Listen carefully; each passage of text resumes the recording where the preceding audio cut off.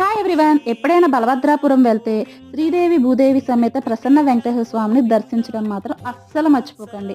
ఇక్కడ స్వామివారి పాదాలను తాకిన తర్వాత కుడివైపుగా వరాహస్వామి ఉంటారు. ఆయన దర్శనం అయిన తదుపరి వెంకటేశ్వర స్వామిని దర్శించుకోవాలి. ఇక్కడ స్వామివారి పాదాలను తల మీద పెట్టుకొని గుడి చుట్టూ ప్రదక్షిణాలు చేస్తే మనకు కోరికలు తీరుతాయని ప్రతీతి. అలాగే వెంకటేశ్వర స్వామి చాలా అందంగా ఉంటారు కదా, అంతే అందంగా ఈ గుడి చుట్టుపక్కల ప్రాంగణం కానీ గుడి లోపల ఉన్న విగ్రహాలు కానీ అంతే అందంగా ఉన్నాయి.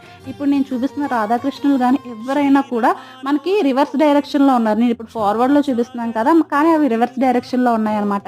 అంతేకాకుండా గుడి చుట్టుపక్కల ఉన్న ప్రాంగణం ప్రతిదీ కూడా చూడదగినట్టుగా ఉంది. అంతేకాకుండా మనకి స్వామివారి వెనకాల నుంచి ఇక్కడ స్వామివారి అలంకారాలు పెడతా ఉంటారు కదా, ఇక్కడ ఉన్న వాల్కి పెయింటింగ్ అనేవి కొంచెం డిఫరెంట్గా అనిపించినాయి అనమాట. స్వామివారు కూడా అంతే అందంగా ఉన్నారు. ఉత్సవమూర్తులు తులాభారంతో సహా.